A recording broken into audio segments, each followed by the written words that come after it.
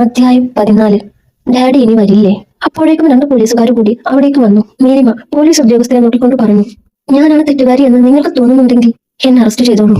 പക്ഷെ എന്റെ മോനെ കരയിപ്പിച്ചേ വീണു. ഇവിടെ നിന്ന് പോകണമെന്നുണ്ടെങ്കിൽ എന്റെ മോനോട് സോറി പറയണം, അല്ലാതെ ഞാൻ കത്തിമാറ്റില്ല. നീലിമ വാശിയോട് പറഞ്ഞു. പോലീസ് ഉദ്യോഗസ്ഥർ എന്ത് ചെയ്യണമെന്നറിയാതെ പരസ്പരം നോക്കി. അവിടെ സത്യത്തിൽ എന്താണ് സംഭവിക്കുന്നതെന്ന് അവർക്കും വ്യക്തമായി മനസ്സിലായിരുന്നില്ല. എടോ, അവളോട് സംസാരിച്ചു നിൽക്കാതെ അറസ്റ്റ് ചെയ്ത് കൊണ്ടുപോകാൻ നോക്ക്, അഞ്ജലി പറഞ്ഞു. അത് കേട്ട് പോലീസ് നീലിമയുടെ അടുത്തേക്ക് വന്നു. അവളെ ബലമായി പിടിച്ചോണ്ട് പോകാൻ ശ്രമിച്ചു. അപ്പോ പോലീസ് ഉദ്യോഗസ്ഥരുടെ ദേഹത്ത് ആരോ പിറകിൽ നിന്ന് കൈവച്ചു. അയാൾ തിരിഞ്ഞു നോക്കി. അത് ഹേമന്ത് ആയിരുന്നു. സർ, എന്തിവിടെ? ഹേമന്തിനെ കണ്ട ഉടനെ പോലീസ് ഉദ്യോഗസ്ഥൻ സദാശിവൻ ഭവ്യതയോടെ ചോദിച്ചു. അയാൾക്ക് ഹേമന്തിനെ മുന്നേ അറിയാമായിരുന്നു. അതല്ലല്ലോ സദാശിവ ഇവിടുത്തെ പ്രശ്നം. അല്ല സർ, ഈ കുട്ടി. സദാശിവൻ നീലിമയെ ചൂണ്ടി എന്തോ പറയാൻ ശ്രമിച്ചു. നീലിമ അയാൾ എന്താണ് പറയാൻ പോകുന്നതെന്ന് നോക്കി നിൽക്കുകയായിരുന്നു. ഈ കുട്ടിയല്ല തെറ്റ് ചെയ്തത്. ദേ, ഈ നിൽക്കുന്ന ഇവനും ഇവളോ? ഹേമന്ത് ആദ്യയെയും അഞ്ജലിയെയും നോക്കി പറഞ്ഞു. നീലിമ അത് കേട്ട് ഹേമന്തിനെ നോക്കി. അയാൾ ആരാണെന്ന് അറിയില്ല, പക്ഷെ തന്നെ വലിയൊരു പ്രശ്നത്തിൽ നിന്നും അയാൾ രക്ഷിക്കാൻ ശ്രമിക്കുന്നു. സിദ്ധാർത്ഥ് അങ്ങനെയായിരുന്നു. നീലിമ അപ്പോൾ സിദ്ധാർത്ഥിനെ കുറിച്ച് ആലോചിച്ചു. ഹേമന്ത് തുടർന്നു. ഈ പെണ്ണു ആ കുട്ടി അങ്ങോട്ട് ചെന്നു ഓരോന്നും പറഞ്ഞ് വഴക്കിൽ ചെന്നതാ. സംശയം ഉണ്ടെങ്കിൽ സദാശിവന് CCTV ചെക്ക് ചെയ്യാം. വേണ്ട സർ. സാറ് പറഞ്ഞ എനിക്ക് വിശ്വാസമാണ്, പോലീസ് ഉദ്യോഗസ്ഥൻ പറഞ്ഞു. എന്നിട്ട് അവർ ഉടനെ അവിടെ നിന്നും പോയി. അഞ്ജലിയുടെ മുഖം ദേഷ്യം കൊണ്ട് തുടുത്തു. നീ ഏതടാ ഇവൾക്ക് വക്കാലത്ത് പറയാൻ? ഞാൻ ആരെങ്കിലും ആയിക്കോട്ടെ. ആ കുഞ്ഞിനോട് മാപ്പ് പറഞ്ഞിട്ട് പോവാൻ നോക്ക് പെണ്ണെ, ഹേമന്ത് പറഞ്ഞു. മാപ്പ് എന്റെ പട്ടി പറയും. അത് കേട്ട് ഹേമന്ത് ആദിയെ നോക്കി. ഇയാളാണോ കുട്ടിയുടെ പട്ടി? ഹേമന്ത് ചോദിച്ചത് കേട്ട് ആദിയുടെ നിയന്ത്രണം വിട്ടു. ഡോ, സൂക്ഷിച്ച് സംസാരിക്കണം, അവൻ പറഞ്ഞു. മതിയടാ, നിർത്തി നീ. ഇത്ര നേരം മുന്നിൽ ഒരു അനീതി നടന്നിട്ട് അതിനെതിരെ ഒരു വാക്ക് പോലും പറയാത്ത നിന്നെയൊക്കെ പട്ടിയായിട്ട് ഉപമിക്കാൻ പറ്റില്ല. അത് ആ നന്ദിയുള്ള മൃഗത്തിന് നാണക്കേടാ. ഹേമന്ത് പറഞ്ഞത് കേട്ട് ആദിക്ക് ഭയങ്കര ദേഷ്യം തോന്നി. അവിടെ ഇനിയും നിന്നാൽ തന്റെ നിയന്ത്രണം വിടുമെന്ന് മനസ്സിലാക്കി ആദി അഞ്ജലിയെ നോക്കി. ഇത്രയെങ്കിലും ഉറപ്പുണ്ടേ, മാപ്പ് പറഞ്ഞിട്ട് പോടെ. റെസ്റ്റോറന്റിൽ എല്ലാവരും അവരെ ശ്രദ്ധിക്കുന്നുണ്ടായിരുന്നു. അവിടെ നിന്ന് പെട്ടെന്ന് പോവാൻ വേണ്ടി ആദി അഞ്ജലിയെ നോക്കി പറഞ്ഞു. അഞ്ജലി, മാപ്പ് പറയാൻ നോക്ക്.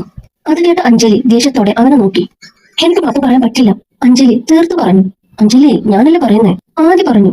ആദി, എന്നെ പറഞ്ഞത് ഞാൻ ക്ഷമിക്കും, പക്ഷെ ഇവൻ നിന്നെ മോശമായി പറഞ്ഞത്, അഞ്ജലി പറഞ്ഞു. അഞ്ജലിയോട് പറഞ്ഞിട്ട് കാര്യമില്ലെന്ന് തോന്നിയപ്പോൾ ആദി നീലിമയുടെ നേർക്ക് നോക്കിക്കൊണ്ട് പറഞ്ഞു. നീലിമ, പ്ലീസ് പറയുന്നത് കേൾക്ക്. അവളെ വിട്. സോറി, ഇവളെ വെറുതെ വിടാൻ പറ്റില്ല. ഇവൾ എന്റെ ജീവിതം തകർത്ത് കുടുംബത്തിൽ നിന്ന് വരെ അകറ്റി. എന്നിട്ട് ഇവളെ ഞാൻ ഇനിയും വെറുതെ വിടണോ? ആദിക്ക് ഒന്നും മനസ്സിലായില്ല. ഇവൾ നിന്റെ ജീവിതം തകർത്തുന്നോ? എങ്ങനെ? ആദി ചോദിച്ചു. നീലിമ അത് കേട്ട് എന്തോ പറയാൻ തുടങ്ങിയപ്പോൾ അഞ്ജലി ഇടയ്ക്ക് കയറി. ആദി, അവൻ നമ്മുടെ കല്യാണക്കാരിയാണ് ഉദ്ദേശിച്ചത്.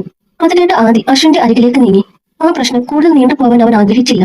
മാത്രമല്ല ഹേമന്ത് അത്ര ചെറിയ ആളല്ല എന്നും ആദിക്ക് മനസ്സിലായിരുന്നു. അവൻ അശ്വിനെ നോക്കി പറഞ്ഞു. സോറി, ഞാൻ പറയാം, അങ്ങനെയെങ്കിലും പ്രശ്നം തീരട്ടെ. സോറി മോനെ, ആദി അശ്വിനെ നോക്കി പറഞ്ഞു. ആദി സോറി പറഞ്ഞത് കേട്ട് അഞ്ജലിക്ക് ദേഷ്യം കൂടി. നീ എന്തിനാ ആദി ഈ കുരുട്ടിനോട് സോറി പറയാൻ പോയത്? ആദി മറുപടി പറഞ്ഞില്ല. അഞ്ജലി പറഞ്ഞത് കേട്ട് നീലിമ പറഞ്ഞു.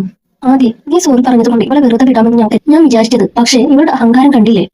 അല്ലെങ്കിൽ നീയല്ലല്ലോ ഇവനെ കരയിപ്പിച്ചത്, ഇവളല്ലേ. ഇവള് തന്നെ മാപ്പ് പറയണം, നീലിമ പറഞ്ഞു. അത് ന്യായം. ഹേമന്ത് നീലിമയെ സപ്പോർട്ട് ചെയ്തു. അഞ്ജലി അവനെ നോക്കി പല്ലിറക്കി. പല്ല് കടിച്ച് പൊട്ടിക്കാതെ മാപ്പ് പറയാൻ നോക്കടി, ഹേമന്ത് പറഞ്ഞു. അത് കേട്ട് അഞ്ജലി നീലിമയുടെ കയ്യിൽ നിന്ന് കുതറാൻ നോക്കി. അപ്പോൾ നീലിമ ഒന്നുകൂടി ബലമായി കത്തി കഴുത്തിൽ ചേർത്തു. വട്ടങ്ങി നിന്ന് മര്യാദക്ക്, അല്ലെങ്കിൽ കത്തി ഞാൻ കുത്തിയിറക്കും. അറിയാലോ, പഴയ നീലിമയല്ല ഞാൻ. അത് കേട്ട് അഞ്ജലിക്ക് പേടി തോന്നി. നീലിമ കത്തി ഒന്നുകൂടെ കഴുത്തിനോട് ചേർത്ത് വെച്ചു. മാപ്പ് പറയാതെ വേറെ വഴിയില്ലെന്ന് അഞ്ജലിക്ക് ഉറപ്പായി. അവൾ അശ്വനെ നോക്കി പറഞ്ഞു. സോറി. വളരെ റൂഡായിട്ടായിരുന്നു അവൾ അത് പറഞ്ഞത്. അങ്ങനെയല്ല, അവന്റെ ഡാഡിയെ കുറിച്ച് പറഞ്ഞതെല്ലാം ചേർത്ത് പറ. നീലിമ കത്തി കൂടുതൽ ചേർത്തുകൊണ്ട് പറഞ്ഞു. അവൾ പറയുന്നത് പോലെ ചെയ്തില്ലെങ്കിൽ ഉറപ്പായി നീലിമ കുത്തുമെന്നും അഞ്ജലിക്ക് തോന്നി. അവൾ ഉടനെ പറഞ്ഞു. സോറി അശ്വിൻ, ഞാൻ നിന്നോട് പറഞ്ഞതൊക്കെ വെറുതെ പറഞ്ഞതാ, അഞ്ജലി പറഞ്ഞു. അത് കേട്ട് അശ്വിൻ കണ്ണു തുടച്ചുകൊണ്ട് അവളെ നോക്കി. നീലിമ അതോടെ അവളുടെ കഴുത്തിൽ വെച്ചിരുന്ന കത്തി മാറ്റി. അഞ്ജലിയും ആദ്യം ഉടനെ അവിടെ നിന്ന് പോയി. അപ്പോൾ നീലിമ താങ്ക്സ് പറയാനായി ഹേമന്തിനെ തിരക്കി. പക്ഷേ അവൻ അപ്പോഴേക്കും അവിടെ നിന്ന് പോയിരുന്നു. റിസപ്ഷനിൽ അന്വേഷിച്ചപ്പോൾ ഹേമന്ത് മുകളിലെ VIP കോർണറിൽ ഉണ്ടെന്ന് നീലിമയ്ക്ക് മനസ്സിലായി. അവൾ അശ്വിനെയും കൂട്ടി അവിടേക്ക് നടന്നു. ഹേമന്ത് അവൻ തന്നെ സഹായിക്കാമെന്നതാണ്. നന്ദി പറയാതെ പോകുന്നത് മര്യാദയല്ല. അവർ മുകളിലേക്ക് കയറി. അപ്പോൾ VIP കോർണറിൽ സിദ്ധാർത്ഥ് ഇരിപ്പുണ്ടായിരുന്നു. ഇയാളെന്താ ഇവിടെ? നീലിമ സ്വയം ചോദിച്ചു. സിദ്ധാർത്ഥിന്റെ അടുത്ത് തന്നെ ഹേമന്തും ഇരിക്കുന്നുണ്ടായിരുന്നു. അവനെ കണ്ട നീലിമ ഹേമന്തിനെ നോക്കി പറഞ്ഞു. താങ്ക്സ്, നിങ്ങൾ ഹെൽപ്പ് ചെയ്തതിന്. നീലിമ പറഞ്ഞത് കേട്ട് ഹേമന്ത് അവളെ നോക്കി പുഞ്ചിരിച്ചു. ഇതിനൊക്കെ എന്തിനാ താങ്ക്സ്, കുട്ടിയിരിക്ക്, ഹേമന്ത് പറഞ്ഞു. സിദ്ധാർത്ഥ് അവരെ നോക്കി നിന്നതല്ലാതെ ഒന്നും പറഞ്ഞില്ല. നീലിമ ഇരുന്നില്ല. സിദ്ധാർത്ഥിനെ എങ്ങാനും അശ്വിൻ അവിടെ വെച്ച് ഡാഡി എന്ന് വിളിച്ചാൽ വളരെ മോശമായിരിക്കും എന്ന് അവൾക്ക് തോന്നി. അശ്വിൻ അങ്ങനെ വിളിക്കും മുൻപേ അവൾ അവിടെ നിന്ന് പോകണമെന്ന് അവൾ ചിന്തിച്ചു. അപ്പോഴാണ് അശ്വിൻ സിദ്ധാർത്ഥിനെ ശ്രദ്ധിക്കുന്നത്. അവൻ ഉടനെ ഓടി സിദ്ധാർത്ഥിന്റെ അടുത്ത് ചെന്നു. നീലിമയ്ക്ക് അവനെ തടയാൻ കഴിഞ്ഞില്ല. സിദ്ധാർത്ഥിനെ ചെന്ന് കെട്ടിപ്പിടിച്ച് അശ്വിൻ വിളിച്ചു. ഡാഡി. സിദ്ധാർത്ഥ മറുപടി പറയാതെ നീലിമയെ നോക്കി. നീലിമ അത് കണ്ട് അശ്വിനെ എടുക്കാൻ ശ്രമിച്ചു. പക്ഷേ അവൻ അതിന് സമ്മതിക്കാതെ സിദ്ധാർത്ഥിനെ കൂടുതൽ മുറുകെ കെട്ടിപ്പിടിച്ചു നിന്നു. ഇതെല്ലാം കണ്ടു നിൽക്കുകയായിരുന്നു ഹേമന്ത്. അവന് ഒന്നും മനസ്സിലായില്ല. അശ്വിൻ ഡാഡി എന്ന് വിളിച്ചിട്ടു സിദ്ധാർത്ഥ് അവനെ ഒന്ന് തട്ടി മാറ്റാൻ ശ്രമിക്കുന്നില്ല എന്നതിലാണ് ഹേമന്തിന് കൂടുതൽ ആശ്ചര്യം. ഡാഡി, ആ ആന്റി ഞങ്ങളെ വീണ്ടും ഉപദ്രവിക്കാൻ വന്നു, അശ്വിൻ കൊഞ്ചലോട് പറഞ്ഞു. എന്നിട്ട് അച്ഛൻ അവരെന്തെങ്കിലും ചെയ്തോ? സിദ്ധാർത്ഥ് ചോദിച്ചു. ഇല്ല ഡാഡി, ഇനി അവരെ കണ്ടാൽ നല്ല ഇടി കൊടുക്കണേ. ഉറപ്പായും കൊടുക്കാം. അല്ല, മോൻ എന്തെങ്കിലും കഴിച്ചോ? ഇല്ല ഡാഡി, ജ്യൂസ് മാത്രമേ കഴിച്ചുള്ളൂ, അശ്വിൻ പറഞ്ഞു. അത് കേട്ട് സിദ്ധാർത്ഥ് വെയിറ്ററെ അടുത്തേക്ക് വിളിച്ചിട്ട് രണ്ടുപേർക്ക് കൂടിയുള്ള ഭക്ഷണം ഓർഡർ ചെയ്തു. സിദ്ധാർത്ഥ് അശ്വിനോട് വാത്സല്യത്തോട് കൂടി സംസാരിക്കുന്നത് ഹേമന്ത് അത്ഭുതത്തോടെ നോക്കി നിന്നു. സിദ്ധാർത്ഥിനെ പറ്റി ഒരുപാട് റൂമറുകൾ പരക്കുന്നുണ്ട് എന്നവനറിയാം. പക്ഷെ ഇതിപ്പോ നേരിട്ട് ഒരു കുഞ്ഞു വന്ന് ഡാഡി എന്ന് വിളിച്ചിട്ടും സിദ്ധാർത്ഥ് അത് നിഷേധിക്കുന്നില്ല. അതിന്റെ കാരണം എന്താണെന്ന് ഹേമന്ത് ചിന്തിച്ചു. എന്നിട്ട് ബാക്കി പറച്ചു സിദ്ധാർത്ഥ് ചോദിച്ചു. ആ ആന്റി ഞങ്ങൾ തിരിച്ചു പോകാൻ സമ്മതിച്ചില്ല. എല്ലായിടത്തും അവർ അമ്മയുടെ അടുത്ത് വന്നിട്ട് വഴക്കുണ്ടാക്കാൻ നോക്കുവാ ഡാഡി. പിന്നെ ആ ആന്റി പറയുവാ ഡാഡി എന്റെ ഡാഡി അല്ലെന്ന്. അത് കേട്ട് സിദ്ധാർത്ഥ് നീലിമയെ നോക്കി.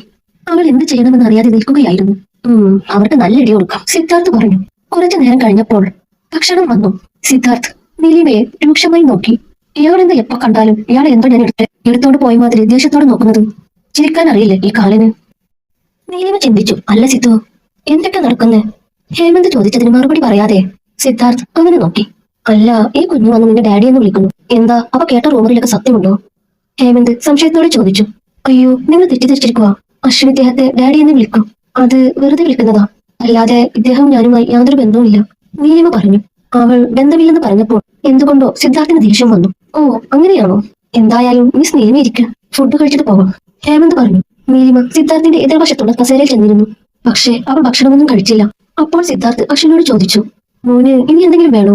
വേണ്ട ഡാഡി, അശ്വിൻ കഴിച്ചുകൊണ്ട് പറഞ്ഞു. നീലിമ കഴിക്കാതിരിക്കുന്നത് കണ്ട് സിദ്ധാർത്ഥിന് ദേഷ്യം വരുന്നുണ്ട്. പക്ഷേ അവളോട് ഇങ്ങനെ കഴിക്കാൻ നിർബന്ധിച്ചാൽ ഹേമന്ത് എന്ത് കരുതുമെന്ന് അവൻ വിചാരിച്ചു. അപ്പോൾ ഹേമന്ത് നീലിമയുടെ പ്ലേറ്റിലേക്ക് ഫുഡ് എടുത്ത് വിളമ്പി. അത് കണ്ട് സിദ്ധാർത്ഥിന് ദേഷ്യം ഇരട്ടിച്ചു. നിനക്ക് വേണ്ടത് കഴിക്കാൻ നോക്കുന്നു, നീലിമയ്ക്ക് വേണ്ടത് അവരെടുത്തോളൂ, സിദ്ധാർത്ഥ് നിയന്ത്രണം വിട്ടു പറഞ്ഞു. ഹേമന്ത് അത് കേട്ട ജാള്യതയോടെ തിരികെ ഇരുന്നു. തന്നോടുള്ള ദേഷ്യം കൊണ്ടാണ് സിദ്ധാർത്ഥ് അങ്ങനെ പറഞ്ഞതെന്ന് നീലിമയുടെ വിചാരം. പക്ഷേ സിദ്ധാർത്ഥിന് നീലിമയോട് ഹേമന്ത് അധികം അടുപ്പ് കാണിക്കുന്നത് ഇഷ്ടപ്പെട്ടില്ല. അതുകൊണ്ടാണ് അവൻ അപ്പോൾ അങ്ങനെ പറഞ്ഞത്. ഈ മുരുടൻ എന്താ ഇങ്ങനെ? നീലിമ മനസ്സിൽ ചിന്തിച്ചു. പിന്നെ അവൾ സിദ്ധാർത്ഥിനെ നേർക്ക് നോക്കിയതേയില്ല. പക്ഷെ സിദ്ധാർത്ഥ് ഇടയ്ക്കിടെ തന്നെ നോക്കുന്നത് അവൾ ശ്രദ്ധിച്ചിരുന്നു. ഭക്ഷണം കഴിച്ചു കഴിഞ്ഞപ്പോൾ നീലിമ എഴുന്നേറ്റ് കൈ കഴുകി. എന്നിട്ട് അശ്വിനെ നോക്കി പറഞ്ഞു. അച്ചു, വാ നമുക്ക് പോവാം. അങ്കിളിനെ ടാറ്റ കൊടുത്തേ. അമ്മ, എനിക്ക് ഡാഡിയുടെ കൂടെ കുറച്ചു നേരം കൂടെ ഇരിക്കണം. അത്രയ്ക്ക് നേരം ഞാൻ ഡാഡിയെ മിസ് ചെയ്തു. അശ്വിൻ സിദ്ധാർത്ഥിന്റെ മടിയിൽ കയറി എന്ന് പറഞ്ഞു. സിദ്ധാർത്ഥ് അവനെ തടഞ്ഞില്ല. അത് കണ്ടപ്പോൾ ഹേമന്തിന് വീണ്ടും സംശയം തോന്നി. ഇത്ര നാൾ അവരോടൊപ്പം നടന്നിട്ടും സിദ്ധാർത്ഥ് ഒരു കുഞ്ഞിനെ മടിയിലെടുത്ത് നിൽക്കുന്നത് ഹേമന്ത് കണ്ടിട്ടേയില്ല. മാത്രവുമല്ല ആര് എന്ത് പറഞ്ഞാലും ദേഷ്യമാണ് അവന്. ആ സിദ്ധാർത്ഥ് അശ്വിനോട് അച്ഛനെ പോലെ പെരുമാറുന്നു. ഹേമന്ത് അമ്പരപ്പോടെ അവനെ നോക്കി. എന്തെങ്കിലും ചോദിച്ചാൽ സിദ്ധാർത്ഥ് തന്നോട് കടിച്ചു കയറാൻ വരുമെന്ന് ഹേമന്തിന് അറിയാമായിരുന്നു. അച്ഛോ, നീ എന്താ പറഞ്ഞ മനസ്സിലാക്കാത്തത്? അമ്മ പറഞ്ഞില്ലേ സിദ്ധാർത്ഥ് സാറിനെ നീ ഇങ്ങനെ ശല്യപ്പെടുത്തി. അമ്മ സത്യമായിട്ടും അച്ഛനോട് മിണ്ടില്ല. നീലിമ പറഞ്ഞത് കേട്ട് അശ്വിൻ പതിയെ സിദ്ധാർത്ഥിന്റെ മടിയിൽ നിന്ന് ഇറങ്ങി അമ്മയുടെ അടുത്തേക്ക് നീങ്ങി. എന്നിട്ട് സിദ്ധാർത്ഥിന്റെ നേർക്ക് വിഷമത്തോടെ നോക്കി. അത് കണ്ട് സിദ്ധാർത്ഥ് ഉടനെ നീലിമയെ നോക്കി പറഞ്ഞു. വന്ന് വണ്ടി കയറിപ്പോ, ഞാൻ കൊണ്ടുവിടാം. സിദ്ധാർത്ഥ് പറഞ്ഞത് കേട്ട് നീലിമ അവർക്കൊപ്പം പോകാമെന്ന് തീരുമാനിച്ചു. റെസ്റ്റോറന്റിൽ നിന്ന് ഒറ്റയ്ക്ക് പുറത്തിറങ്ങിയാൽ അഞ്ജലി വീണ്ടും വഴക്കിന് വരുമെന്ന് അവൾക്ക് പേടി തോന്നി. അശ്വിന്റെ മുന്നിൽ വെച്ച് വീണ്ടും അച്ഛനില്ലെന്ന് അഞ്ജലി പറഞ്ഞാൽ അവൻ വിഷമിക്കുകയും ചെയ്യും. സിദ്ധാർത്ഥ് ആയിരുന്നു കാർ ഓടിച്ചിരുന്നത്. ഹേമന്ത് സിദ്ധാർത്ഥിന് കോമൺ സീറ്റിൽ കയറിയിരുന്നു. പിറകിലെ സീറ്റിൽ നീലിമയും അശ്വിനും ഇരുന്നു. യാത്രയിൽ ഹേമന്തും സിദ്ധാർത്ഥും ഒന്നും സംസാരിച്ചില്ല. നീലിമ വഴി പറഞ്ഞു കൊടുത്തുകൊണ്ടിരുന്നു. അല്പസമയം കഴിഞ്ഞ് അവർ നീലിമ താമസിക്കുന്ന വീടിന്റെ മുന്നിലെത്തി. സിദ്ധാർത്ഥ് കാർ അല്പം മാറ്റി ഒതുക്കി നിർത്തി. നീലിമയും അശ്വിനും കാറിൽ നിന്നിറങ്ങി. താങ്ക്സ് സിദ്ധാർത്ഥ് സാർ, നീലിമ പറഞ്ഞു. അപ്പോ അശ്വിൻ അവനെ നോക്കി. ഡാഡി ഇനി എന്നെ കാണാൻ വരുന്നേ? അശ്വിൻ സിദ്ധാർത്ഥിനെ നോക്കി ചോദിച്ചു. അത് കേട്ട് നീലിമയ്ക്ക് ദേഷ്യം വന്നു. അശ്വിൻ ഒരിക്കലും അവൾ ചെയ്യരുതെന്ന് പറഞ്ഞ കാര്യങ്ങൾ ചെയ്യുന്ന കുട്ടിയല്ല. അവൻ അത്രത്തോളം അമ്മയുടെ വാക്കിന് വില കൽപ്പിക്കുന്നവനാണ്. എന്നിട്ടും അവൻ ഇപ്പം മാത്രം വാശ പിടിക്കുന്നത് കണ്ട് നീലിമ അവനെ നോക്കി. ദേ അച്ചു, ഇനി നീ അദ്ദേഹത്തെ അങ്ങനെ വിളിച്ച സത്യമായിട്ടും തല്ലുകുട്ടേ, നീലിമ പറഞ്ഞു. സിദ്ധാർത്ഥ് ഒന്നും പറഞ്ഞില്ല. ഹേമന്തും അത് കേട്ട് നിന്നതേയുള്ളൂ. അപ്പോൾ ഉടനെ അശ്വിൻ അമ്മയെ നോക്കി പറഞ്ഞു. സോറി അമ്മ, എനിക്ക് ഇതെന്റെ ഡാഡിയാണെന്ന് എപ്പോഴും തോന്നും. എനിക്ക് അങ്ങനെ വിളിക്കാതിരിക്കാൻ പറ്റുന്നില്ല. അശ്വിൻ കരയാൻ തുടങ്ങി. അശ്വിൻ കരയുന്നത് കണ്ട് സിദ്ധാർത്ഥിന്റെ മനസ്സ് വേദനിച്ചു. നീലിമ അശ്വിനെ ചെന്നെടുത്തു. എന്നിട്ടും അവന്റെ കരച്ചിൽ നിർത്തിയില്ല. സിദ്ധു, നീയും കൂടെ ചെല്ല്, ആ കുട്ടി കരയുന്നത് കണ്ടില്ലേ, ചെന്നവനെ ആശ്വസിപ്പിക്കുക, ഹേമന്ത് അർത്ഥം വെച്ച് പറഞ്ഞു. അത് കേട്ട് സിദ്ധാർത്ഥ് അവനെ രൂക്ഷമായി നോക്കി. ഹേമന്ത് തല താഴ്ത്തി. ഡാഡി ഇനി വരില്ലേ? അശ്വിൻ വിതുമ്പിക്കൊണ്ട് ചോദിച്ചു. വരാ മോനെ, സിദ്ധാർത്ഥ് പറഞ്ഞു. അത് കേട്ട് ഹേമന്ത് തല ഉയർത്തി അമ്പരപ്പോടെ നോക്കി. പെണ്ണുങ്ങളെ കണ്ടാൽ ആ പ്രദേശത്തേക്ക് പോകാതെ ഇവനെന്താ ഇപ്പൊ ഇങ്ങനെ ഇളക്കം? അതിന് മാത്രം ഈ പെണ്ണിന് എന്താ ഉള്ളത്? ആ കുട്ടി അച്ഛാന്ന് വിളിച്ചിട്ടും ഇവനിത് എതിർക്കുന്നില്ലല്ലോ. എന്തൊക്കെയോ സംഭവിച്ചിട്ടുണ്ട്. എന്തായാലും ഇവന്റെ മനസ്സിൽ എന്താണെന്ന് കണ്ടുപിടിക്കണം. ഹേമന്ത് മനസ്സിൽ പറഞ്ഞു.